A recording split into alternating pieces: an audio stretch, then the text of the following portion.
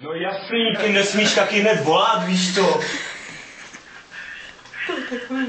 Dobře, tak už od teďka hned to číslo nezavolá.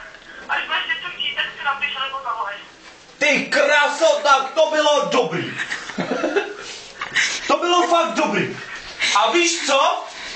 Pokémoni se nasedou, vole, povolám Digimony, vole, a bude třetí světová, to ti říkám, žádný netanci, Pokémoni a Digimony, vole. Ty to všechno vymysleli a začnou hopíky skákat místo po zemi tak později, vole. A píča už to típla, vole.